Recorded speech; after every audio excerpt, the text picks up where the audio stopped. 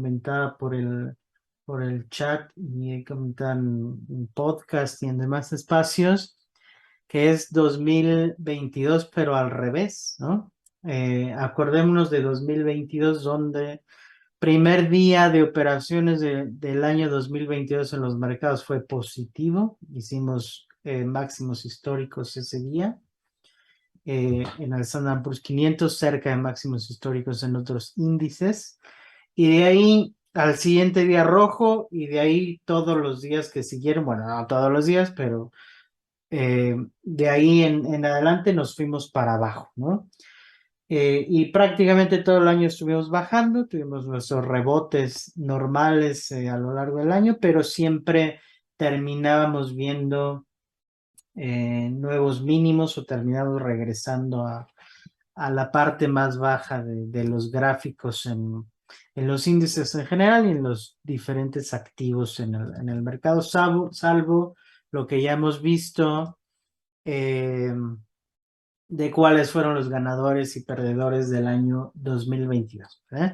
Pues el año 2023, digo, es el espejo, exactamente lo opuesto, donde tuvimos el primer día rojo en los mercados, arrancamos negativos, y a partir de ese primer día negativo, pues prácticamente hemos subido casi que todos los días, ¿no? Salvo por ahí un par de días medio rojos, no tan agresivos como a lo que estábamos viendo durante todo el año pasado, pues todo para arriba, ¿no? Y muchas acciones que ya han rebotado bastante, ¿no? Y unas que ya hasta para mí en últimos días me parecían muy sobrecompradas. Entonces 2022, pero a la inversa. ¿Quiere decir que el año va a ser muy alcista como 2022 fue muy bajista? No lo sé, pero por lo menos yo no estoy tan bajista como pronosticaba antes de que iniciara el año o a principios de año. Si se recuerdan, yo pensaba que el primer trimestre de ese año iba a ser muy bajista y luego, bueno, nos empezaríamos a recuperar más adelante en el año. Pero por lo menos enero no cumple esa predicción, porque enero fue un mes muy alcista, ¿verdad? Comparto en este momento plataforma para lo que estoy comentando en palabras, pues verlo en gráficas, ¿no? Que es a veces más fácil de entenderlo así. Entonces voy a compartir plataforma. En esta ocasión va a ser la plataforma Thinkorswim. Me comentan, por favor, si la estamos viendo. Y para empezar a comentar, ¿vale? Estamos viendo gráfica de Thinkorswim. Sí se ve. Gracias, Silvia. Entonces, fíjense, para representarlo gráficamente, esto es 2022, ¿no? Bajista, rebote, bajista. Rebote, y bueno, cerramos el año. En el caso del Standard Poor's 500, que es el índice que estamos viendo en este momento, este es el cierre del año, si se fijan en la línea punteada aquí. Creo que se me trabó tantito esto. Vamos a borrar esto.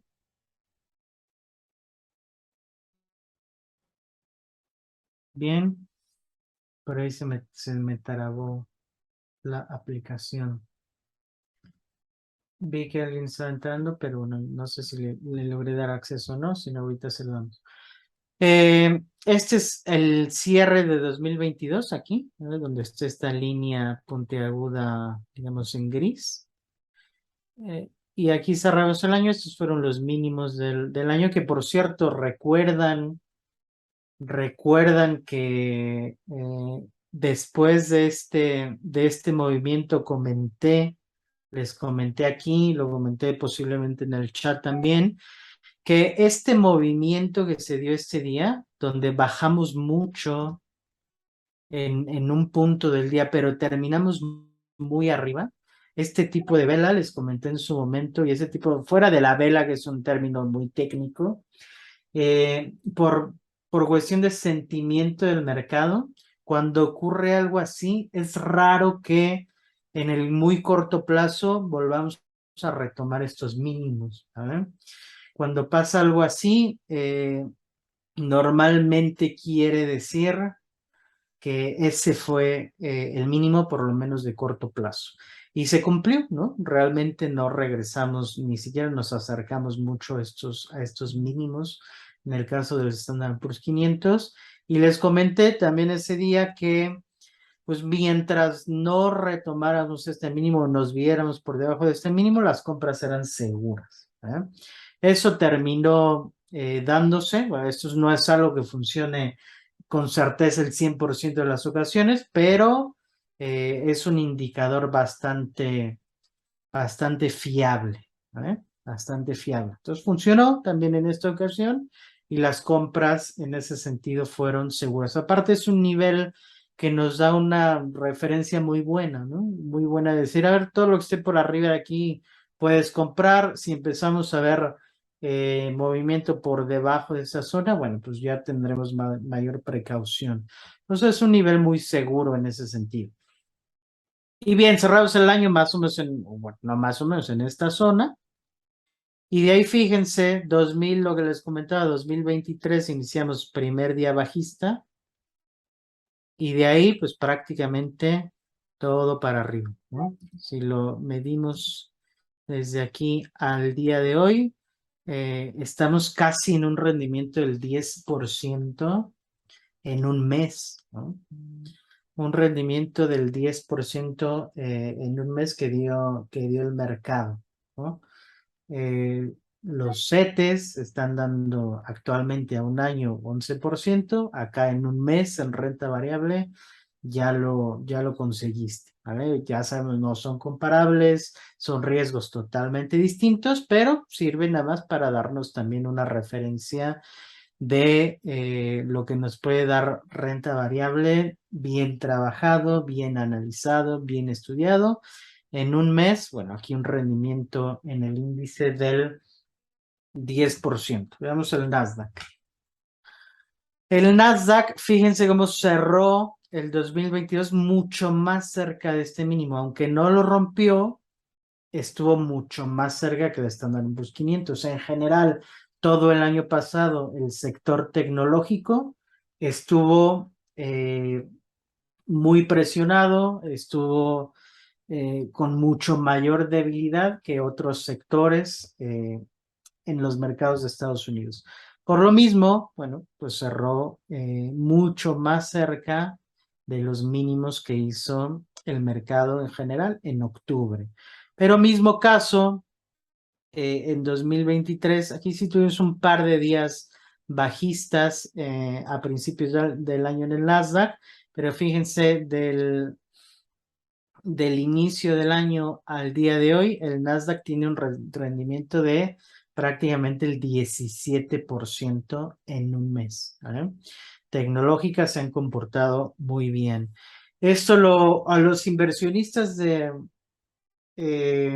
Nuch, a las personas que asesoramos y a nuestros clientes en general, a principios de año les enviamos un documento en donde les platicamos un poco de lo que vemos para este año y en ese documento exponemos que nosotros vemos que este año es rotativo, es de rotación, que significa que es probable, desde nuestro punto de vista, que los sectores que más hayan estado afectados en 2022 seguramente estarán beneficiados en 2023 y los sectores que estuvieron muy bien en 2023 es probable también que no se comporten tan bien en 2022, no se comporten tan bien en 2023. Por ejemplo, sabemos que el sector petrolero fue uno de los más beneficiados en 2022. No vemos que vaya a ser uno de los más beneficiados en 2023. El sector tecnológico fue uno de los más y de crecimiento fueron uno de los más afectados en 2022. Vemos que van a superar al mercado en general en 2023. ¿Ah? Es simplemente eso, eso es lo que vemos nosotros. Y así se dio por lo menos en enero, ¿no? En enero las empresas petroleras, el petróleo en general, no tuvo un buen rendimiento, las empresas tecnológicas sí tuvieron un buen rendimiento, ¿verdad? Tan sencillo como eso. Entonces el Nasdaq en 2023 está muy alcista y algunos de los sectores, no todos, pero algunos de los sectores que estuvieron más beneficiados en el 22, en el 23 no han arrancado tan bien. Bien. Humberto dice, he estado leyendo en varios artículos de un pivote. ¿Se refiere a estos movimientos? No, a lo que se refiere el pivote, o lo que lees o escuchas como pivote o en inglés pivot, es al momento en el que la Reserva Federal de los Estados Unidos cambia la política de alza de tasas y llega a una pausa o incluso una disminución de de las tasas, ¿vale? Entonces, sabemos que estamos todavía en un momento donde estamos aumentando las tasas. El último aumento de tasas de la Reserva Federal fue menor a los anteriores que habíamos tenido y el mercado anticipa que los movimientos serán más lentos, que eventualmente llegaremos a una pausa y tal vez luego incluso puedan bajar la tasa. Entonces, a ese momento, ese pivote de subir, de cambiar de subir tasas a pausa en las tasas, es a lo que se llama pivot, ¿verdad? Eso es el pivote. Y como sabemos también, los mercados en general les gustan las tasas bajas, no les gustan las tasas altas. Eso ya lo comentamos en sesiones anteriores, el porqué de eso. Entonces también los mercados por eso, por adelantarse como siempre eh, a lo que se ve de momento, pues empiezan a subir, ¿vale? Si le quieren buscar una explicación, yo les he comentado muchas veces que no me interesan tanto las explicaciones, ¿vale? Se me hace un poco irrelevante el buscar una explicación de por qué bajó tanto o por qué subió tanto. Para mí no es relevante eso. Si tenemos un mercado sobrevendido muy barato, compramos. Y si luego compramos y el mercado sube porque la Fed o porque los inversionistas o porque Warren Buffett hizo no sé qué o porque lo que ustedes quieran, me es indistinto, ¿verdad? Los mercados van a subir porque están baratos y eventualmente van a subir. El pretexto que le pongas por qué subieron, para mí es indistinto o irrelevante. Lo mismo que si están caros, si como siempre les he dicho, no compren máximos históricos, no compren activos que parece que no paran de subir porque normalmente termina mal la situación. Lo mismo, no me importa por qué vaya a bajar, no me importa si esa acción baja porque era una burbuja, porque era una empresa fraudulenta, porque estaba simplemente fundamentalmente sobrevaluada, porque alguien descubrió cualquier cosa sobre la empresa y después cayó, tampoco me interesa o no me parece tan relevante el por qué cae o el por qué sube mientras sepamos aprovechar el movimiento como tal, ¿vale? Entonces, si ahorita es por el pivot o es porque estaba barata o es porque hay una inyección masiva de capital o es por lo que tú quieras, me es indistinto, simplemente encontramos oportunidades de comprar y compramos, ¿vale? Que no significa que no haya por qué analizar, obviamente hay que analizar y si tenemos una hipótesis alcista o bajista por razones técnicas o fundamentales, pues tomar una decisión de inversión. Pero si luego el trade funciona por otra cosa totalmente distinta, bueno, pues no pasa nada. Simplemente tomamos nuestra ganancia y listo, ¿vale? No hay que enfocarse desde mi punto de vista tanto en el por qué subió o por qué bajó una cosa u otra. Pero para contestar la pregunta era eso, el pivote o el pivot es eso, el cambio de política económica que tiene en este caso la Reserva Federal de Estados Unidos y luego el copy-paste que normalmente hacen los demás bancos centrales. Por ejemplo, próxima movimiento en la tasa en México, le van a copiar a la Fed y en lugar de ser va a ser de menor magnitud a la que era anteriormente, ¿vale? Eso lo damos por descontado. Si no lo hicieran así, sería una sorpresa. Silvia dice, pero ¿en cuánto tiempo estudias ese punto máster para comprar o vender? ¿O es en el día que haces la operación? No, bueno, es un proceso, ¿no? Por ejemplo, lo que comenté anteriormente, este día que vimos este movimiento, y si no se acuerdan, pues